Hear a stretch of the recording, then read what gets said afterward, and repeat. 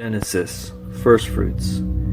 In the beginning, when God created the heavens and the earth was completely formless and empty, with nothing but darkness draped over the deep. God's Spirit hovered over the face of the waters. And then God announced, "Let there be light," and the light burst forth. And God saw the light was pleasing and beautiful. He used the light to dispel the darkness. God called the light day, and the darkness night. And so evening gave way to morning the first day. And God said, "Let there be a dome between the waters to separate the water above from the water below." He made the dome and called it sky, and separated the water from above the dome from the water below the dome. Evening gave way to morning, day 2. And God said, "Let the water beneath the sky be gathered into one place, and let the dry ground appear." And so it happened. God called the dry ground land, and the gathered waters he called seas. And God saw the beauty of his creation, and he was very pleased. Then God said, "Let the land burst forth with growth, plants that bear seeds of their own kind, and every variety of fruit tree, each with power to multiply from its own seed." And so it happened. The land flourished with grasses, every variety of seed-bearing plant, and trees bearing fruit with their seeds in them. And God loved what he saw, for it was beautiful. Evening gave way to morning, day 3. And God said, "Let there be bright lights to shine in space, to bathe the earth with their light. Let them serve as signs to separate the day from night, and signify the days, seasons, and years." And so it happened. God made 2 great lights, the brighter light to rule the day, the lesser light to rule the night. He also spread the tapestry of shining stars, and set them all in the sky to illuminate the earth, to rule over the day and rule over the night, and to separate the light from darkness. God loved what he saw, for it was beautiful.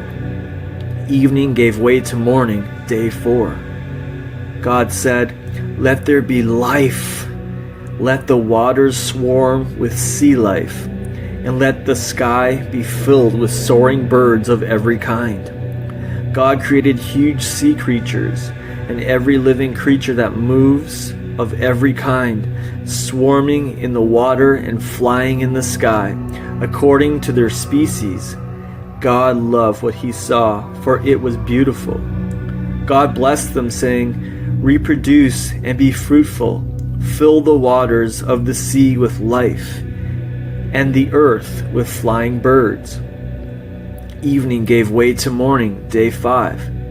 God said, "Let the earth produce every class and kind of living creature, livestock, crawling things, wild animals, each after its kind." And so it happened. God made the wild animals according to their species, livestock according to their species, and all the creatures that creep along the ground according to their species. And God loved what he saw, for it was beautiful, shaped by love. Then God said, "Let us make a man and a woman in our image, to be like us. Let them reign over the fish of the sea, the birds of the air, the livestock, over the creatures that creep along the ground, and over the wild animals." So God created man and woman, and shaped them with his image inside them. In his own beautiful image, he created his masterpiece. Yes, male and female, he created them.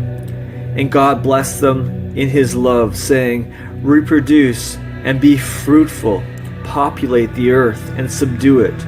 Reign over the fish of the sea, the birds of the air, and every creature that lives on earth."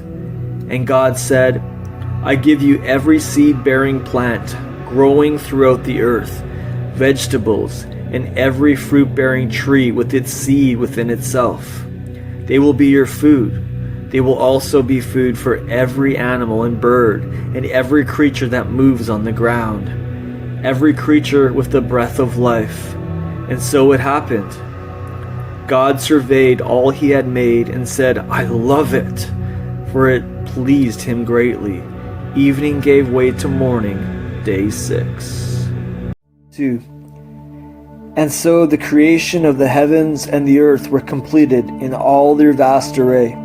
By the 7th day, God had completed creating his masterpiece. So on the 7th day, he rested from all his work.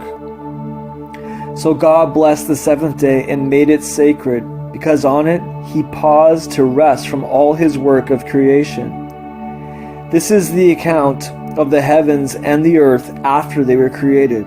At the time Yahweh God created earth and heaven, there was yet no vegetation, grains of the field, or shrubs sprouting on the earth, for there was no one to cultivate the land, and Yahweh God had not yet sent rain. In those days a mist arose from the soil and watered the whole face of the ground. Yahweh God scooped up a lump of soil, sculpted a man, and blew into his nostrils the breath of life. And man came alive, a living soul. Then Yahweh God planted a lush garden paradise in the east, in the land of delight, and there he placed a man he had formed. Yahweh God made all kinds of beautiful trees to grow there, fruitful trees to satisfy the taste.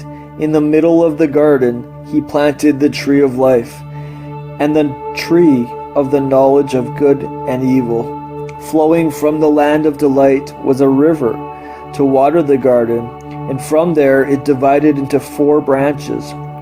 The first river, overflowing increase, encircles the gold-laden land of Havilah. The gold of that land is pure, with many pearls and onyx found there. The second river, gushing, flows through the entire land of Cush.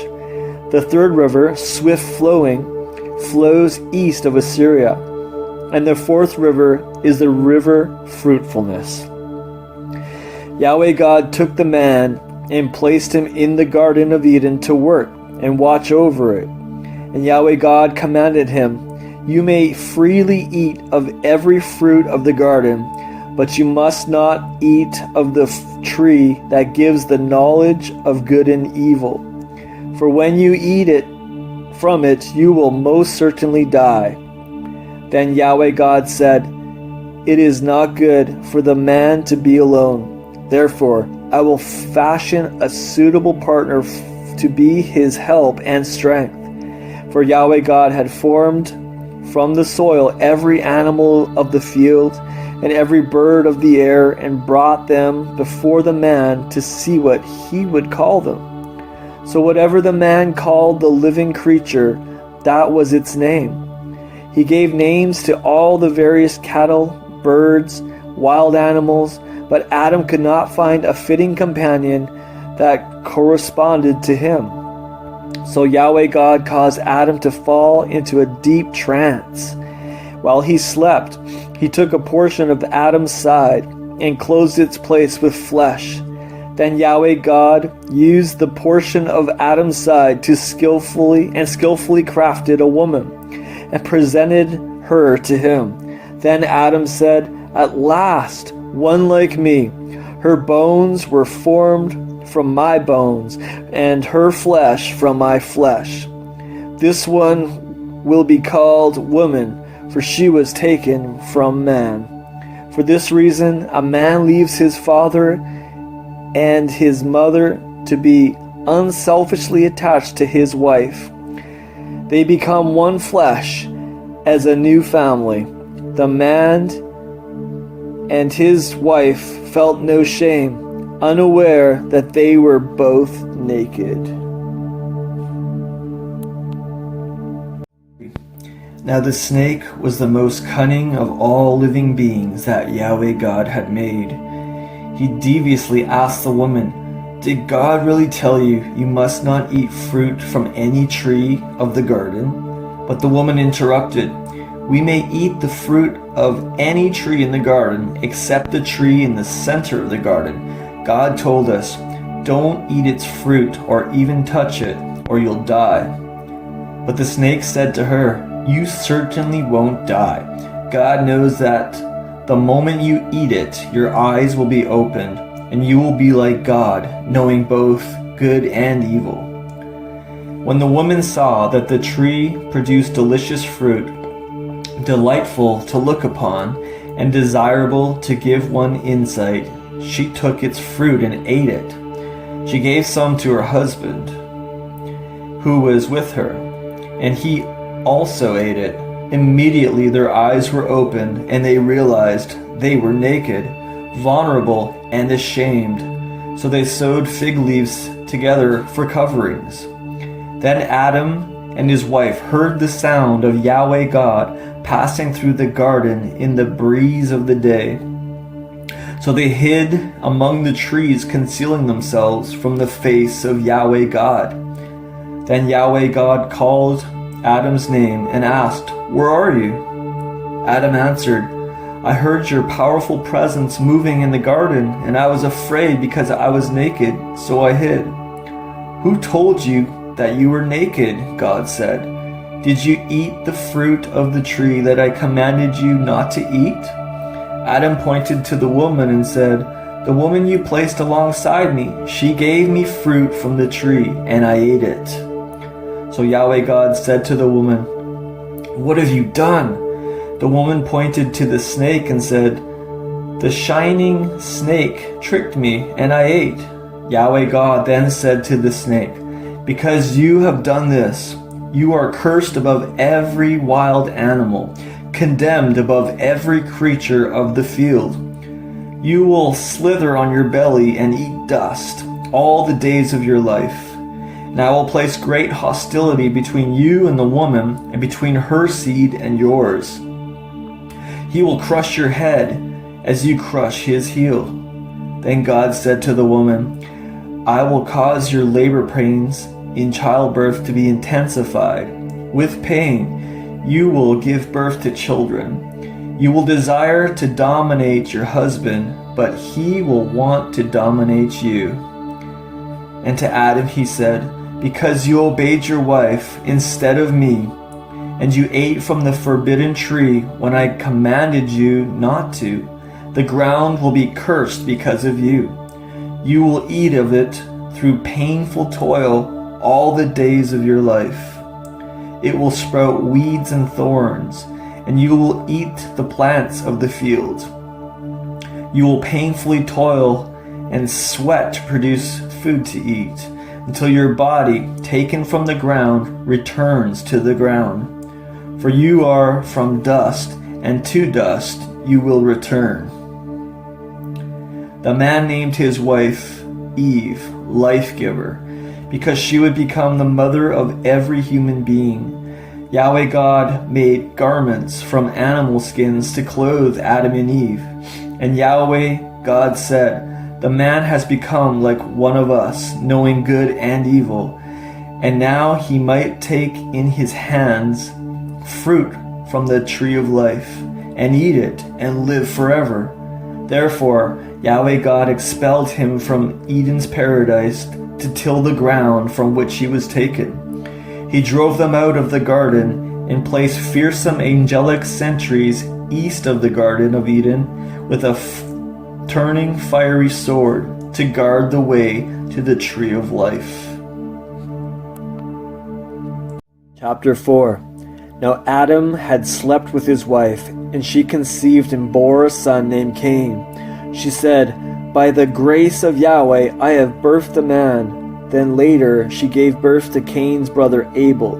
Abel grew up to be a shepherd, and Cain became a farmer, working the ground. After some time passed, Cain presented an offering to Yahweh from the produce of the land. Abel also brought his offering from among the finest of the firstborn of his flocks. Yahweh was very pleased with Abel and accepted his offering, But with Cain and his offering, Yahweh was not pleased, making Cain very furious and resentful. So Yahweh said to Cain, "Why are you so angry and bothered? If you offer what is right, won't you be accepted? But if you refuse to offer what is right, sin, the predator, is crouching in wait outside the door of your heart. It desires to have you, yet you must be its master." One day Cain said to his brother, "Let's go out into the field." When they arrived at the field, Cain rose and attacked and killed his brother Abel. Then Yahweh said to Cain, "Where is your brother Abel?" He answered, "How do I know? Am I my brother's keeper?" Yahweh said, "Listen, the voice of your brother's blood is crying out to me from the ground. What have you done?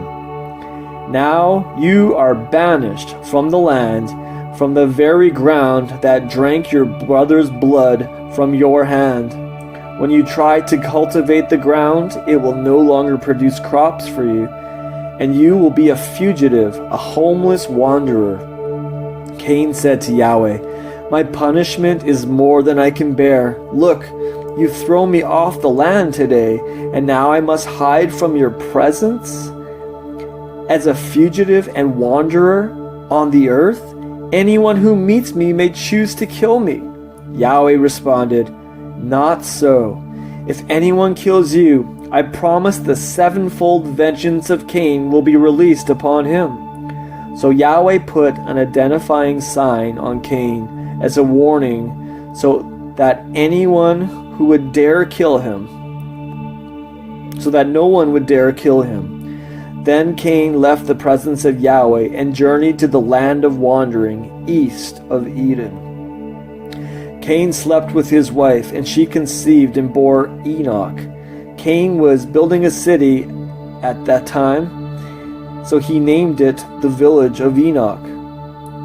After his son, Enoch's son was Irad, and Irad's son was Mehujael, and Mehujael's son was Methusael, and Methusael's son was Lamech. Lamech married two women, Dawn and Dusk. Dawn gave birth to Jabal, the first of those who lived in tents and raised livestock. Jabal's brother was Jubal, the first of musicians who played instrument. Dusk gave birth to Tubal-Cain, the first of blacksmiths who forged all kinds of bronze and iron tools. His sister was Naamah. Lamech boasted to his wives, "Listen to me, Dawn and Dusk. Mark my words, O wives of Lamech. I have killed a man for wounding me, and a young man for bruising me. If killing Cain cost 7 lives for Lamech, it will cost 27. Adam slept with his wife again, and she bore a son, whom she named Seth, meaning appointed. For she declared, "God has appointed me another son to replace Abel, because Cain killed him." After many years, Seth had a son named Enosh. During his lifetime, people began to worship Yahweh and pray to him. Chapter 5. When God created human beings, he made them in the likeness of God and created them as male and female. After he had created them, he lovingly blessed them and named them humanity. So here is the family history of Adam and Eve. When Adam was 130, he fathered a child in his own likeness and in his own image, and he named him Seth. Adam lived an additional 800 years after Seth was born and had many other sons and daughters. The lifespan of Adam was 930 years, and then he died. When Seth was 105, he fathered Enosh.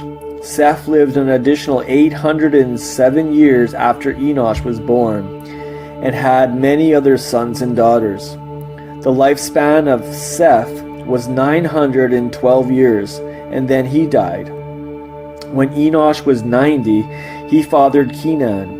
Enosh lived an additional 815 years after Kenan was born, and had many other sons and daughters. The lifespan of Enosh was 905 years, and then he died.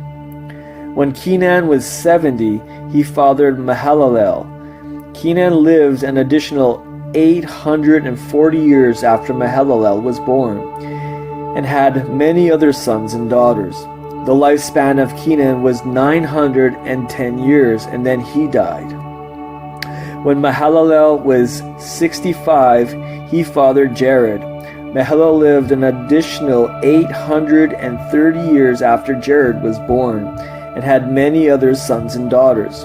The lifespan of Mahalalel was 895 years, and then he died. When Jared was 162, he fathered Enoch. Jared lived an additional 800 years after Enoch was born, and he had many other sons and daughters. The lifespan of Jared was 962 years, and then he died. When Enoch was 65, he fathered Methuselah. Enoch walked with God for 300 years after Methuselah was born, and had many other sons and daughters. Enoch and God walked together as intimate friends. Then God took him to himself, and he was seen no more. The lifespan of Enoch was 365 years. When Methuselah was 187, he fathered Lamech. Methuselah lived an additional 782 years after Lamech was born, and had many other sons and daughters. The lifespan of Methuselah was 969 years, and then he died. When Lamech was 182, he fathered a son, and named him Noah, saying, "He will relieve us from our hard work and painful toil, and from the ground that Yahweh cursed." Lamech lived an additional 595 years after Noah and was born, and had many other sons and daughters. The lifespan of Lamech was 777 years, and then he died. After Noah had lived 500 years, he fathered Shem, Ham, and Japheth. Chapter 6. When people began to populate the earth, they had many lovely daughters. Divine beings found them very appealing, so they took the women they wanted as their wives. Yahweh said, "My spirit will not strive with humanity indefinitely, for they are mortal. Their lifespan will be shortened to only 120 years." Back then, and later, there were giants on the earth, who were born as a result of the unholy union of heavenly beings with the human daughters. They were the mighty ones of old, warriors of renown. But Yahweh saw how extremely wicked humanity had become, for they imagined only evil, for all they thought about was doing evil all the time. And Yahweh was saddened that he had made humanity, and his heart was filled with pain. So Yahweh decided, "I will do away with my ruined creation, human beings that I created, people and animals, creeping things and flying birds, for it breaks my heart that I made them." But one man found grace in the sight of Yahweh, Noah. This is the story of Noah. Noah was a godly man of integrity, without fault in his generation, and he lived close to God. Noah had 3 sons, Shem, Ham, and Japheth. Injustice and violence filled the world. The earth was ruined in the sight of God, for he saw how debased the world had become, for everyone was corrupt to the core. So God said to Noah, "I have decided that all living creatures must die, for their violence has filled the earth, and I will wipe them off the face of the earth. Build a boat for yourself, an ark of sturdy timber, and this is how you are to design it. Make separate compartments within it, and seal it inside and out with thick tar. The length is to be 450 feet, its width 75 feet, and its height 45 feet. Cover it with a roof, but leave a gap of 18 inches at the top for ventilation. Construct a door on the side of the ark and design it with lower, middle, and upper decks. I am going to release a great flood that will destroy all life upon the earth, and every breathing thing under heaven will perish. Everything on the earth will die. But as for you, I will establish my covenant of friendship, and you will escape destruction by coming into the ark. You and your wife, your sons and their wives. Bring with you into the ark a pair of every animal, male and female, and they will also be spared. Different kinds of birds, animals large and small, 2 of every kind I will send to you to be kept alive. Also take with you every kind of food, both for you and them. So Noah completed all these preparations and did everything exactly as God had commanded him. The day came when Yahweh said to Noah, "Come into the ark, you and your entire household, for I have found you to be the only one righteous in my eyes in this generation. Take with you 7 pairs of all unclean animals, both male and female, and 1 pair of all the unclean animals, both male and female. Take 7 pairs of flying birds of all kinds, male and female. Make sure they survive on the earth. For in 7 days I will send rain and flood the earth for 40 days and 40 nights. Every living thing that I have made I will wipe off the face of the earth." Noah obeyed all that Yahweh had commanded him. Noah was 600 years old when the great flood came on the earth.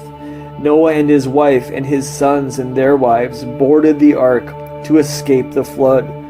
2 of each animal, the male and female, clean and unclean, large and small, along with birds and crawling things, entered the ark with Noah as God had commanded. Then 7 days later, massive floodwaters covered the earth. It started in the 600th year of Noah's life, in the 2nd month on the 17th day. On that day, all the fountains of the subterranean deep cracked open and burst up through the ground. Heaven's floodgates were opened, and heavy rains fell on the earth for 40 days and 40 nights. On that very day, Noah and his wife, their sons, Ham, Shem, and Japheth, and their wives, entered safely into the ark. Pairs of every species of animal entered with them, wild animals, domesticated animals, large and small, and every species of bird and winged creatures. Every animal that has the breath of life came into the ark with Noah. Both male and female went inside as God had commanded Noah, and Yahweh himself shut them in. For 40 days the flood engulfed the earth. The swelling waters lifted up the ark until it rose high above the ground. The raging flood completely inundated the earth, but the ark floated safely, drifting upon the surface of the water, until the highest mountains were completely submerged beneath the rising waters. The waters rose over 22 feet above the highest mountains. Every living thing on earth perished, domesticated animals, wild animals, birds, everything that moved on earth, and all mankind perished. Everything perished, every animal on earth with the breath of life in its nostrils died. All life on earth was blotted out. All that he had made, animals large and small, wild and domesticated, birds and reptiles, including humanity, was wiped off the face of the earth. Only Noah was left behind, and those who were in the ark with him. and the waters covered the earth for 150 days. Chapter 8. God's heart was moved with compassion as he remembered Noah and all the animals, large and small, that were with him in the ark. And God caused a wind to sweep across the earth again, and the waters subsided. He closed the subterranean fountains and the floodgates of heaven and held back the rain. After 150 days, the floodwaters gradually receded from the earth, and the waters began to subside. And on the 17th day of the 7th month, the ark came to rest on the highest peak in Ararat. And the waters continued to recede until the 10th month. And on the first day of the 10th month, all the mountaintops appeared. After 40 more days, Noah opened the window he had made in the ark and released a raven. It flew back and forth from the ark until the earth was dry. So then he sent out a dove to see if the waters had receded from the surface of the ground. But the dove found no place to rest. So it returned to Noah in the ark, because the waters still covered the face of the earth. Noah put out his hand and grasped the dove and put it back into the ark. He waited another 7 days and released the dove from the ark again. Before evening, the dove came back to him, and there in its beak was a freshly plucked olive leaf. So Noah realized that the waters had finally subsided from the earth. Then he waited another 7 days and sent the dove out again, but this time it did not return to him in the ark.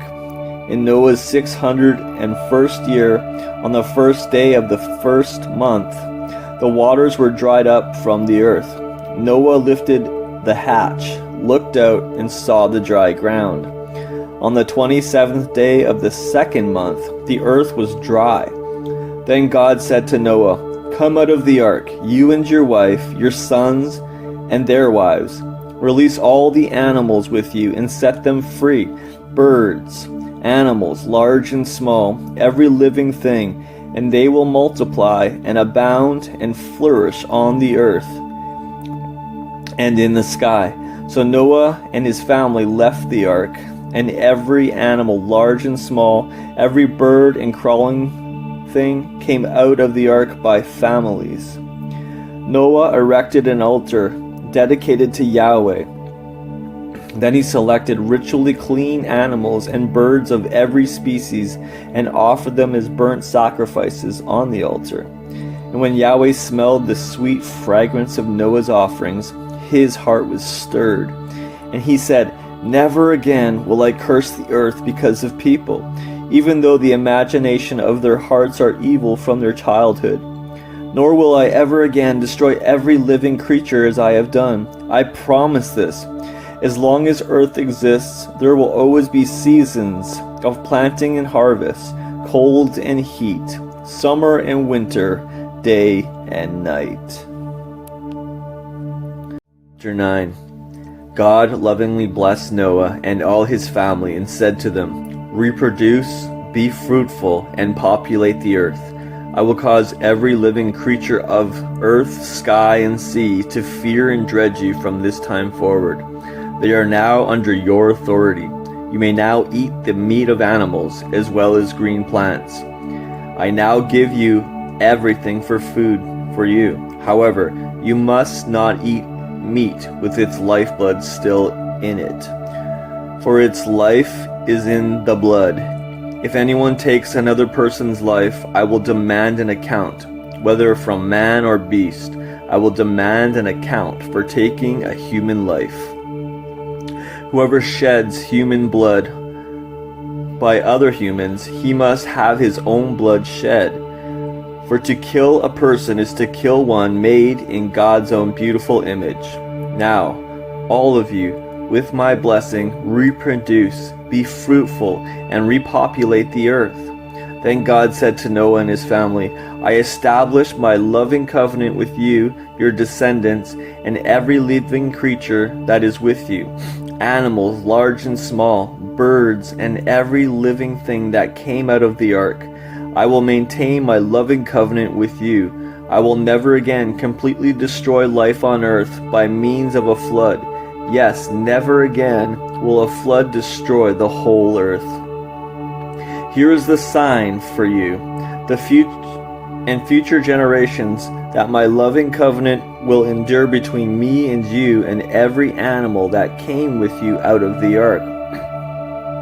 I have placed my rainbow among the clouds, and it will be a sign of my loving covenant between me and the earth. Whenever I bring clouds over the earth, and the rainbow appears in the clouds, I will remember my covenant with you and with every living thing upon the earth.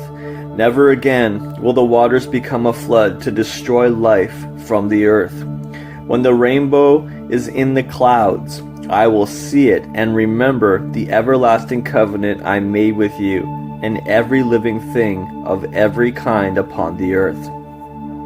So God said to Noah, the rainbow is my signature in the sky, my seal of love, to confirm that I have kept my covenant between me and every living thing on earth. Noah's sons came out of the ark with him: Shem, Ham, the father of Canaan, and Japheth.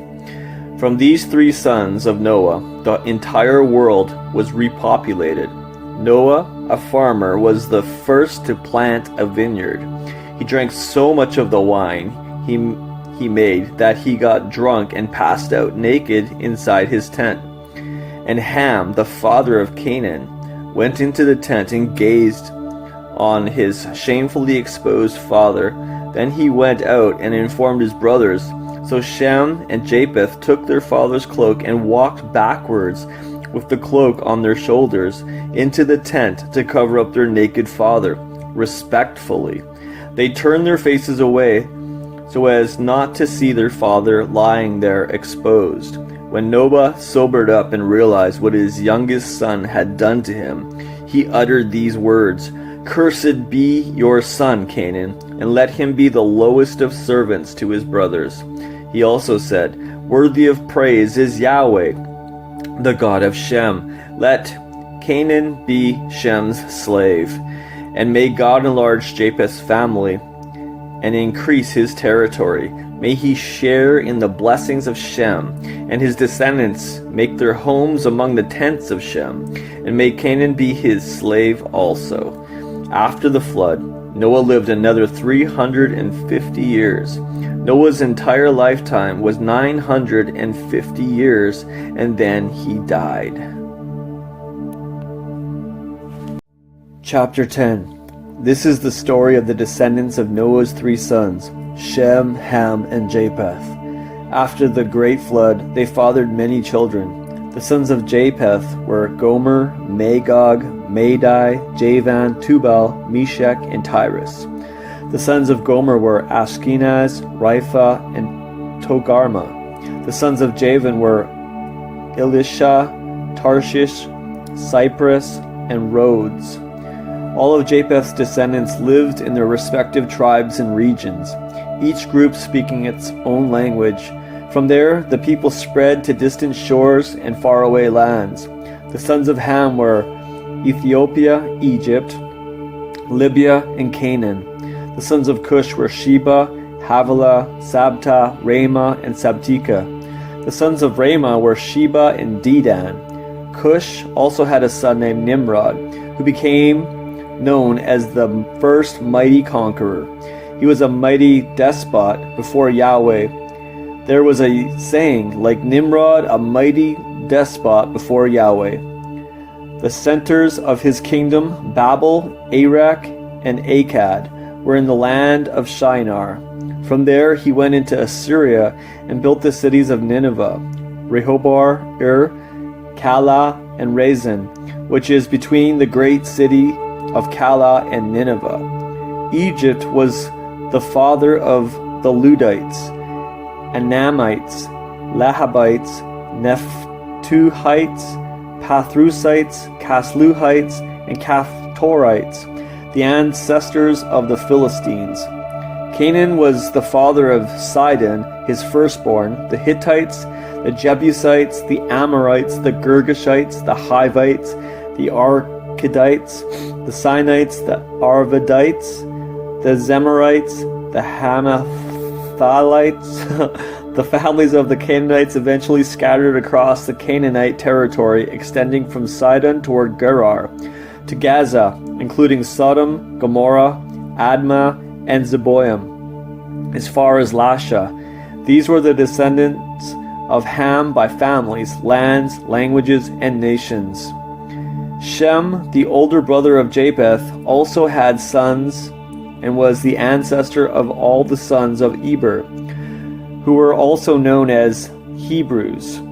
The sons of Shem were Elam, Assyria, Arphaxad, Lud, and Aram. The sons of Aram were Uz, Hul, Geth, and Mash. Arphaxad was the father of Shelah, the father of Eber. Eber was the father of two sons, Peleg, or division, for during his lifetime the earth was divided. And his brother Joktan, the father of Almodad, Sheleph, Hazarmaveth, Jerah, Hadamoram, Azal, Dikla, Obal, Abimiel, Sheba, Ophir, Havilah, and Jobab.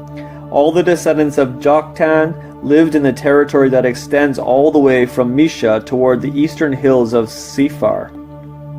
These were the families of Shem, according to their genealogies by their families, lands, languages, and nations. After the flood, Noah's descendants formed nations as the people spread throughout the earth.